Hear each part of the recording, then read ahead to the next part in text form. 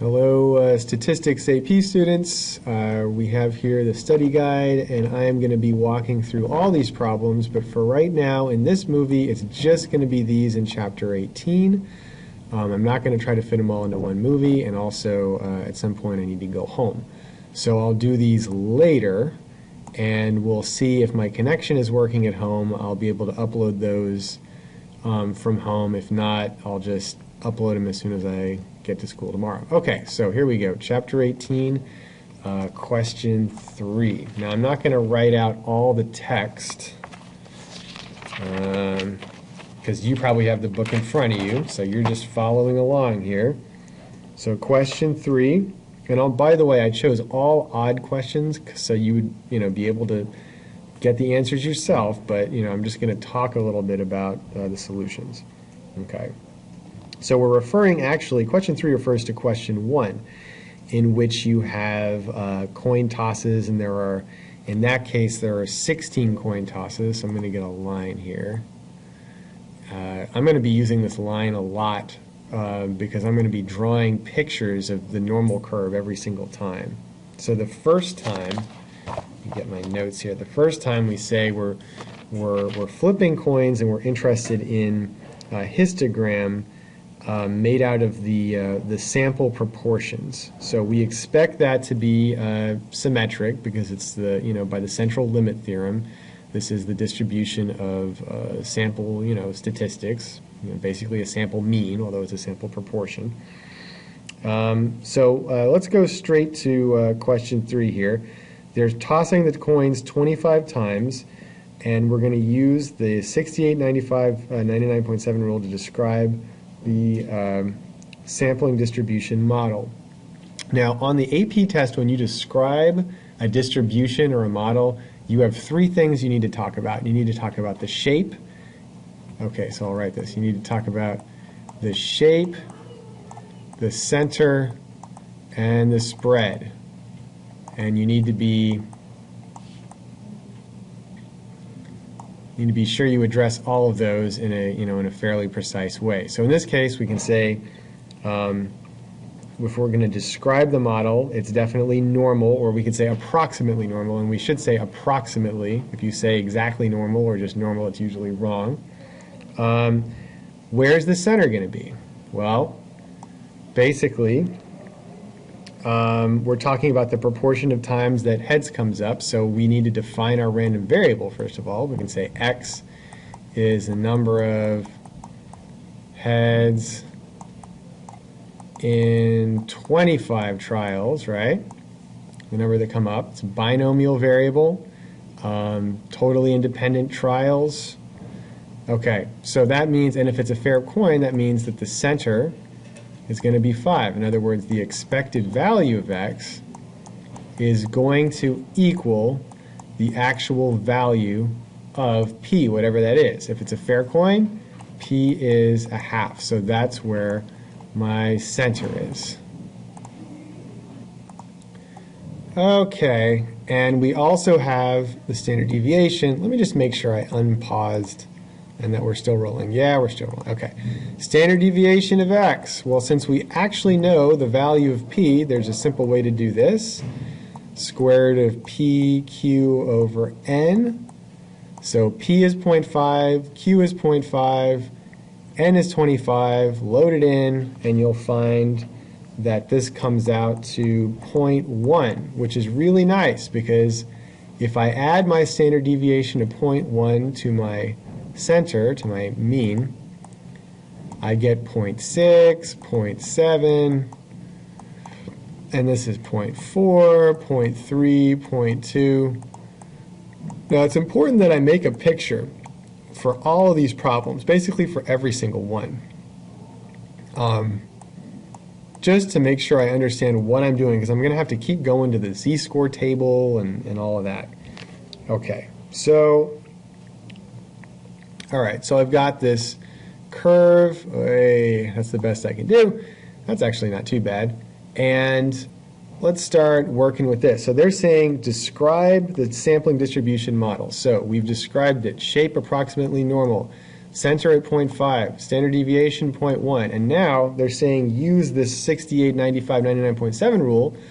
So here we go, 68% of the time, 68% of the samples have a proportion of coin flips landing on heads between 0.4 and 0.6, that's 68%.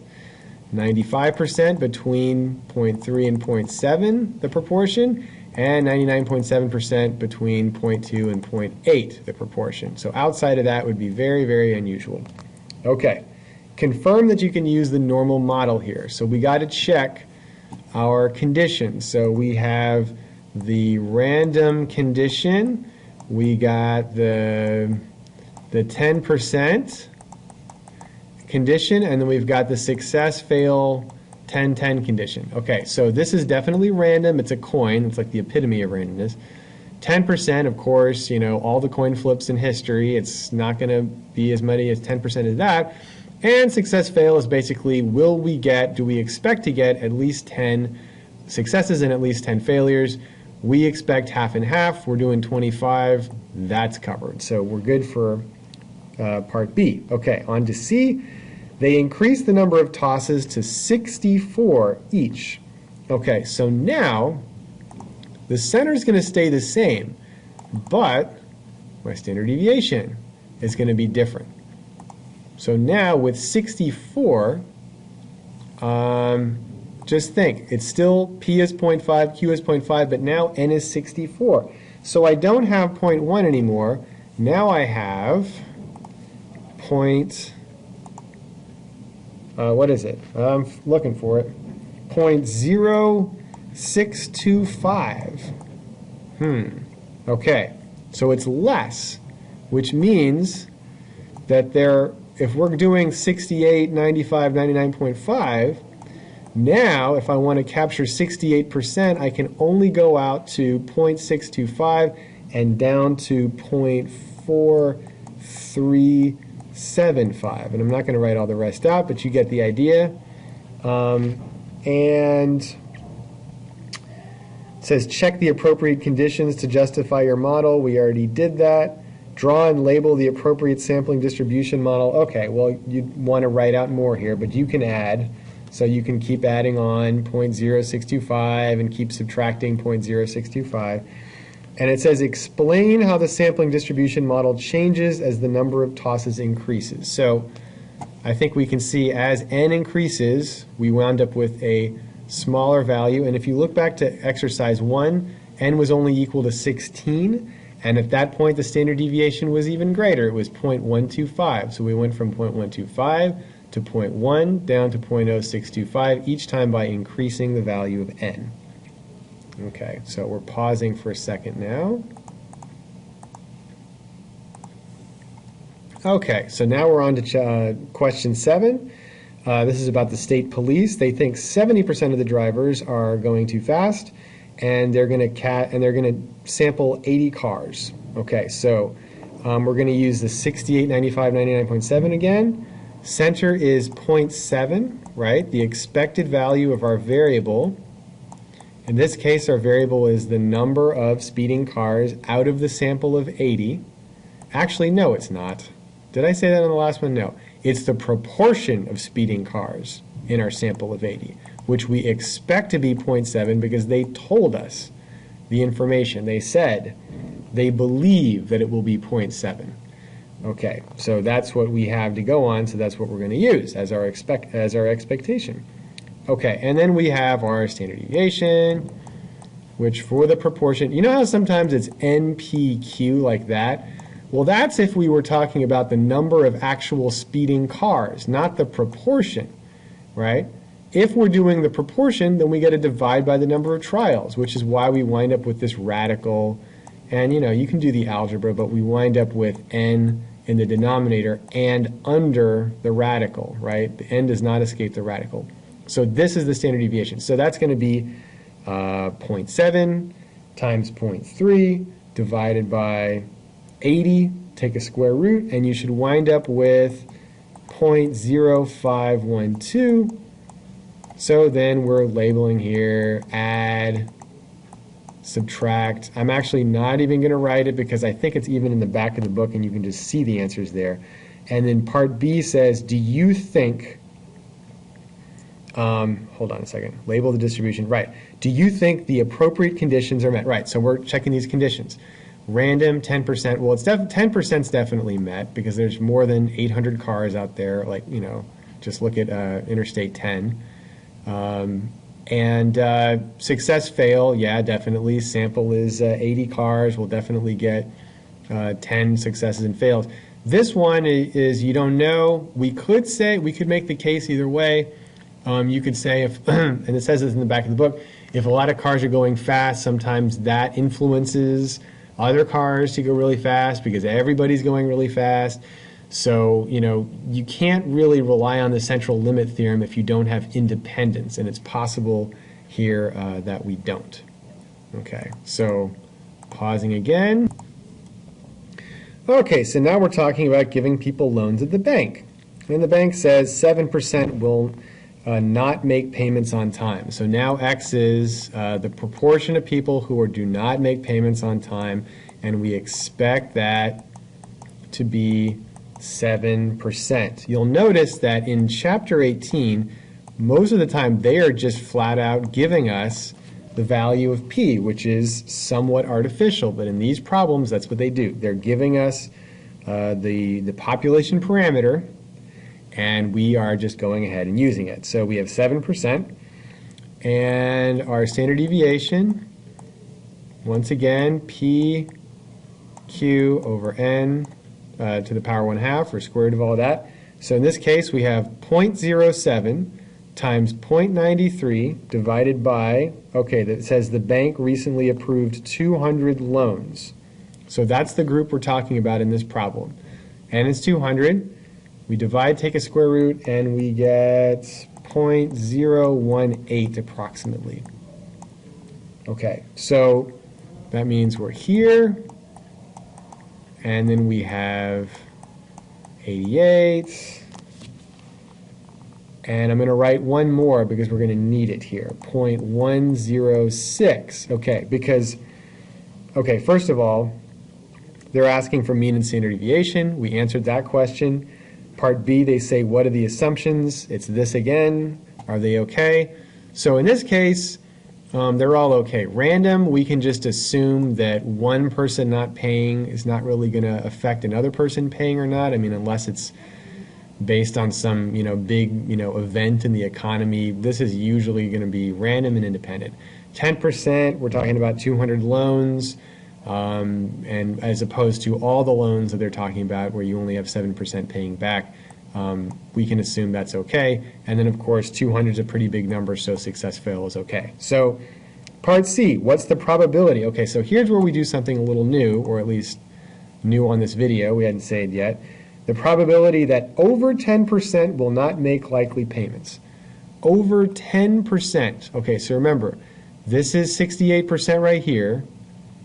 This is 95% right here, right? So that means that beyond this goalpost right here is only 5%. If there's 95% in the middle, this is 5%, and this is 5%, right? So all this is 5%. So 10%, we're talking about some value right here. Oh, actually, what am I saying? Of course, I got mixed up. Sorry, I got mixed up. Okay, let me back up a second. This is 7% in the middle. I got completely mixed up with what they meant by 10%. This is 7%, meaning 7% paying the bank back. That is the center of our distribution. So of course, 10% is here. Look, we've got 8.8% paying back here. We've got over 10% paying back here. This is where we're looking. Okay, sorry about that. Now, so we're interested in point 1, which is right here. And we're saying, what is the probability that over 10%, so let's highlight our distribution here. We want this area right here. Okay, so this is why we make the picture, to be clear what it is we're after, right? We want to make sure we are very clear about that. Okay, now when you look this up on the z-score table, okay, no, let me not get ahead of myself. We need a z, Okay, what does Z equal right here? Okay, so we find the difference. What's the difference from here to here? This is 10%, that's 7%, so this is a 3% difference, and the standard deviation is 1.8%. So Z is going to equal that 3% difference divided by, I should write it this way, 0.03 over 0.018. You guys remember how to get a Z. And this is now going to be, what is it, 1.67. That makes sense. So Z is 1.67 right here. Okay, so now we run over to the table and look it up. But see, here's the thing. On the table, this is what we're getting. The area from all the way out to negative infinity up to this point under the curve, that area, right? So basically, the table is going to tell us the probability that we have fewer than 10% failing to pay back, right? Failing to pay us back. We want the probability we have more than 10% failing to pay us back in a timely fashion. So we're just going to have to look this number up, and when we do, we get 0.9525. So that is the area of everything on this side of our z-score that we're interested in, which means that this is going to be 1 minus 0.9525, which is equal to 0.0475. So this right here, folks, this is our probability. This is our probability that we are falling in this shaded area. In other words, we have more than 10%, over 10% as stated in the problem. Okay, pausing again. Okay, we're moving on to 15. I'm going to do as much as I can before I have to leave. I've got, 15 and then 4 more. I really don't know what's going to happen here, but we're going to do what we can. We might have to keep going later, but at least you'll have all this to start with. So 15 is about polling, polling 400 voters about school budget. The budget actually has the support of 52% of the voters. Let me get a new color. 52% of the voters. So once again, giving us the population parameter, the actual value of P, which is also the expected value of our random variable, and our random variable is the proportion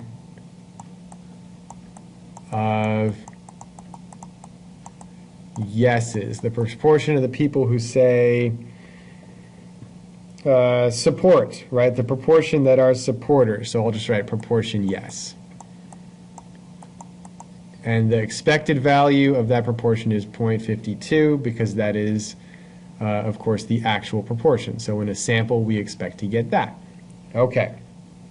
Probability the newspaper sample will lead them to predict defeat. Okay, so let's not get ahead of ourselves. We need the standard deviation, which is going to be 0.52 times 0.48 divided by how many? 400. Take a square root, and we get what? 0.025. Okay, so that means we'll just write a couple of them in, 0.545 over here and 0.495 over here. Okay, and it's telling us to verify the assumptions are met, so random, we're just going to have to say yes because we have no details about the poll. We don't know if they did it in an unbiased way. Polls always have problems, but they didn't say anything about it, so we'll say fine. 10%, yeah, this is only, what did they say? It's only 400 people. We assume that more than 4,000 voters are out there who are actually going to vote. I certainly hope so. And out of 400, of course, we'll get 1010. Okay, so that's done. Then back to the question. The question at hand is, what is the probability that the newspaper's sample, the 400 people, will lead them to predict defeat? In other words, that we know that actually it's going to pass, right? We would never know that in reality. But somehow, in this problem, we know that we have a majority supporting it, a small majority. Nevertheless, it's not, yeah, it's a small majority. It's not much. And so, nevertheless, we may very well get a sample of 400 people with a proportion of support that is less, right? That is less than half. That's the question. Even though it's going to pass, will we think it's not going to pass based on our sample? So we look for, what are we looking for? Well, we're interested then in the 50% mark. We want to know, and let's say that's here. Oh, yeah. Let's say that's here. Okay, well, anyway, let's say it's right here, okay? And so we have, this is where 50% is, 0.5, great. Now notice, that's 0.5, but it's not the middle of the distribution. Middle of the distribution is 0.52. So this z-score is not just going to be 0 like it would be at the center. Okay, so you do your z-score here. Find that z-score, and we get negative 0.8. Think about that. It's negative because we're to the left. You would do 0.5 minus 0.52 divided by the standard deviation, negative 0.8. So when we look this up, we get the area coming up to here. And you know what? That is actually the area we want. We want to know, what is this area? Because this area represents all the situations where the sample gives us a proportion that is less than the 0.5. In other words, all of these samples would predict defeat. They're all less than half support. So this area, as it turns out, is what? I got this when I looked it up on the table. I think some of these, the numbers in the back of the book are going to be very slightly off from what I have, but that's okay. If it's within, a couple of hundredths, it's good. Something like that. Anyway, pausing again. I think that's the full question, so pausing again. Okay, number 25. I should probably be writing the numbers in the corner here. This is going to be question 25. This is about pregnancy. Okay, so assume that the duration of human pregnancies can be described by a normal model with mean of 266 days and a standard deviation of 16 days. So I'm going to have +1 standard deviation, -1 standard deviation, etc. First question, what percentage should last between 270 and 280 days? So I got 270 right about here. Oh, that's terrible. And 280 right about here. So what I'm asking then is, what is this area in between 270 and 280? Okay, interesting question. Well, the fact is, that means we have to look up two things in the table. We need the area all the way up to here, and then we need the area all the way up to here so that we can subtract them and get the area in between. So we'll call this area 1, and we'll call this area 2, and so we're looking for the difference. When we look these up, we get 0.809. Oh wait, I didn't do the z-scores yet.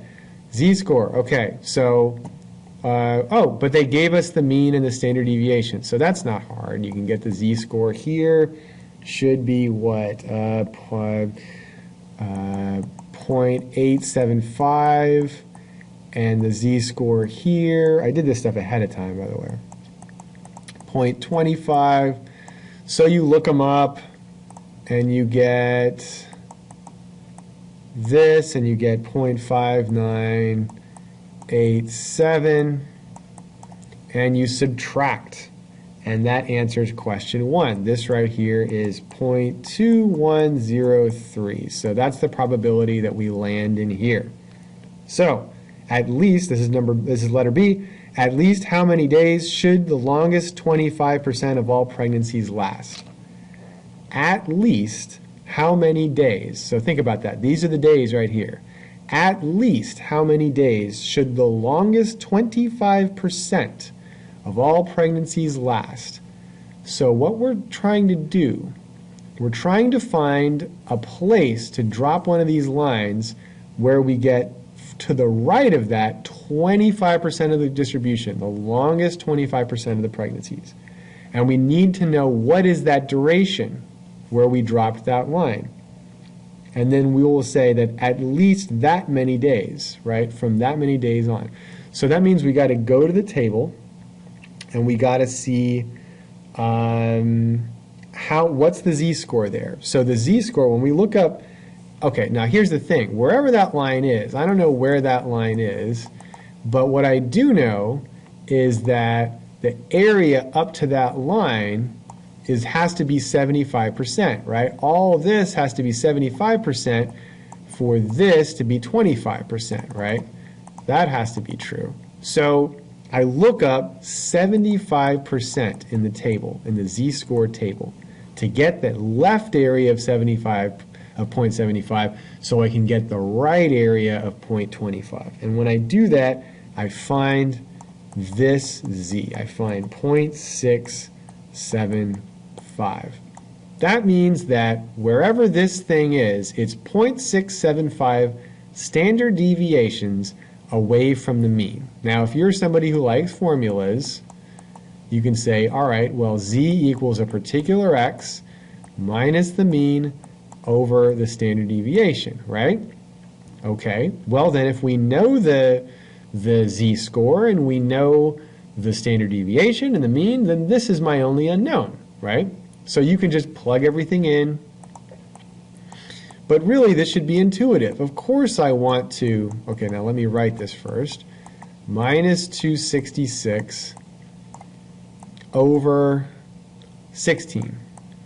So yeah, you should say, of course I want to multiply z by the standard deviation, which is what I'm going to do when I solve this, right? Times 0.675, and then add. If I do this, I'm finding, okay, well, if standard deviation is 16, this is the number of standard deviations. Of course, I want to multiply them. And then, of course, I want to add that to the mean as I solve, because this is how far it is from the mean. So I have x ends up being equal to 276.8. And since they're asking us at least, I want to, okay, so if this is, you know, the AP, I don't want to leave it like this. I want to round it to an integer because we're talking about days. So which would you choose, 276 or 277? Well, if you think about it, if we're going to do 276, then we're going to be talking about, you know, something that's not truly within the top 25%. So we should say it has to be at least, if it's going to be an integer number, it has to be at least 277 days to be a part of that 25%, because that is, this number truly is in that 25%. Okay. Wow, that was a lot just for parts A and B. Okay, so hang on, we're going to pause. Okay, moving on to C. It says a certain obstetrician is providing prenatal care to 60 pregnant women, and Y bar is the mean length of their pregnancies. So this is 60 women, Y bar is the mean. Okay, and now we're going to talk about the distribution of Y bar, of the sample mean. Okay, so it says here, according to the central limit theorem, what is the distribution of the sample mean? So clearly, this would be the normal curve. Even if this weren't normal, which they said the human pregnancies, the duration of human pregnancies is already a normal model, approximately normal. But even if it weren't, the sampling distribution, the distribution of the averages of many samples that you take would have to be, as long as it passes the conditions, it would have to be normally distributed. Okay, but not the same exact curve, right? Now here's the thing, they want us to say what is the mean and what is the standard deviation. Well, the expected value is exactly the same. The mean is going to be 266 again, right? It has to be centered at the same place as the variable that it comes from, the durations of the pregnancies and the distributions of the samples themselves, right? It's going to have the same center. The question is, what's the standard deviation now? Well, all we have to do is take, hold on, how do I write this? The standard deviation is going to equal, oh, I know how we write it. Because I know I have to divide standard deviation by root n, but I don't want to write sigma twice. But I can say sigma sub y hat, right? And notice I have a capital Y hat, which is basically my random variable, right? Is equal to the general population sigma divided by the square root of n. So this is going to be 16 divided by the square root of 60. And I didn't work out that ahead of time, but we should do that now. So let's see. That's going to be 2.065, we'll just say 2.07. Okay. All right, so now we have mean and standard deviation for this. So now you can imagine this is 268.07, and then take it away, we have 263.93, etc. So you notice this is not nearly as spread out as the original sample was, right? The sample means are much more tightly packed around the center. They're much less likely to vary than the pregnancy durations themselves. Okay, finally in number 25. What is the probability that the mean duration of these patients' pregnancies will be less than 260 days? So we would say then this is going to be probably all the way out here, and I'll look my answer up because I haven't done this one yet, but this is 260, probably beyond the second standard deviation lower than the mean, I'm thinking. And so we do our math to calculate what is the z. Z here is going to equal 260 minus 266 divided by 2.07 standard deviation. So we have negative 2.898. So basically we can say it's approximately that, and that's what we're going to look up on the table, which I have right here. Negative 2.90. Okay, and of course when I look this up on the table, I'm getting the left area, and that's what I want. I want the probability that this mean is less than 260 days, and it is therefore this area, and it is not very much at all. It is 0.0019. And I am just going to look that up really quick in the back, which I'm sure you're way ahead of me. After this, yeah, this is going to be the last one I do until I continue later. Okay, so they have 0.002, which is, that's what we got. That's the same thing.